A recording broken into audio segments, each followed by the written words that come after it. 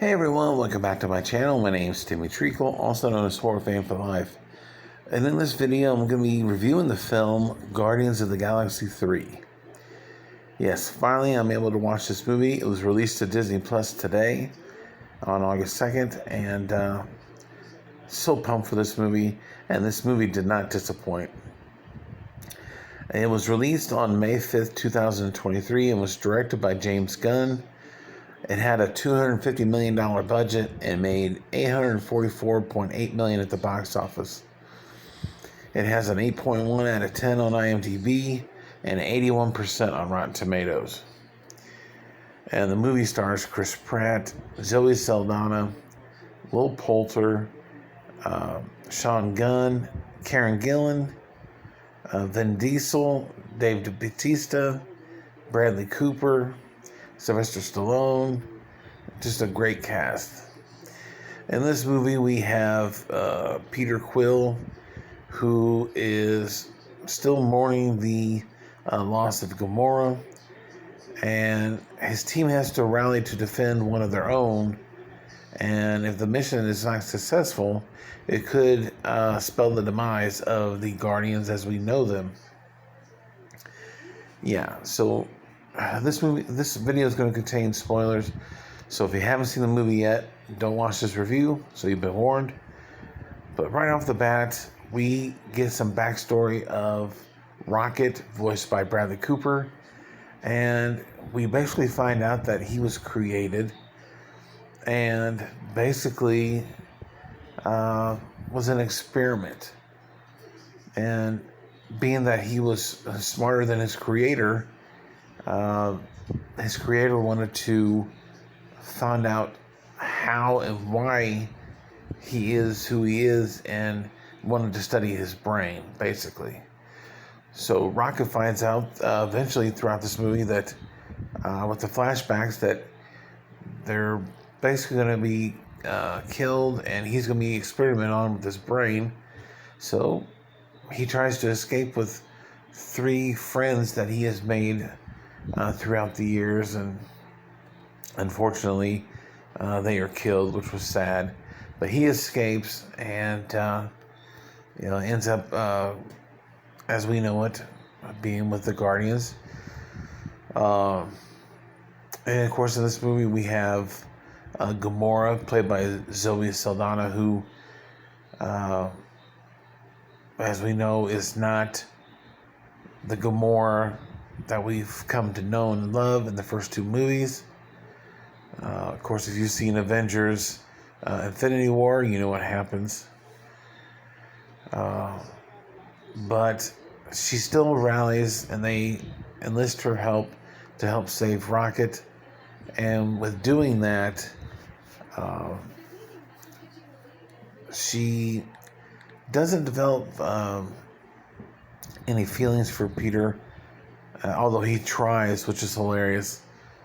But we begin to see that these characters are trying to, like I said, they're helping, wanting to help Rocket and everything, but they also are, I would say, kind of growing tired of one another. And you can see the animosity between these characters, especially Mantis and Nebula, who are constantly back and forth. And Nebula is just constantly riding these guys. It was crazy to see. But at the end of the day, we did get a happy ending.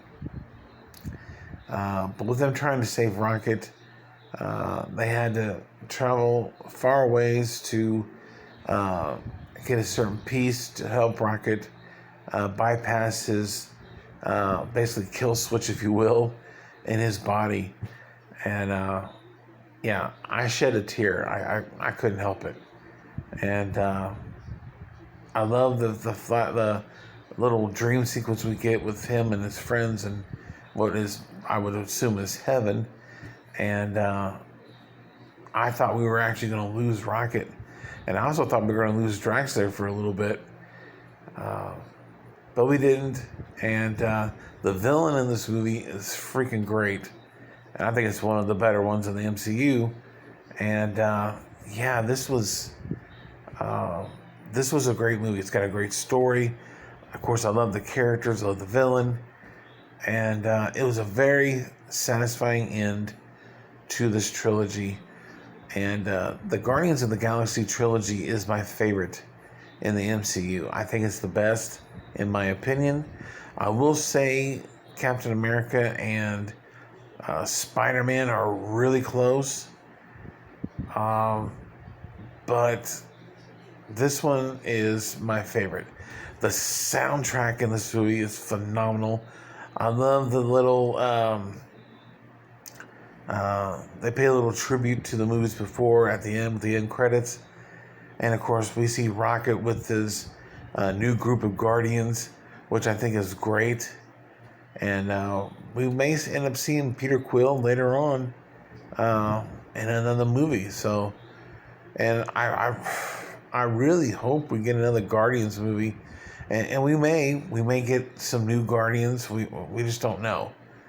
I don't think they'll ever be topped with this group, but that remains to be seen. But I love this movie from start to finish. The 2.5 hours just flew by, and I think this is my favorite in the trilogy. And I love how at the end we got to see Mantis. She wanted to go her own way. We got to see Drax and Nebula. They wanted to stay on Nowhere. And basically help take care of those kids and everything. Quill goes back to Earth and goes sees his grandpa. And like I said, you have Rocket and Groot and his new Guardians do their own thing. And I think it's great. What a great send-off for this.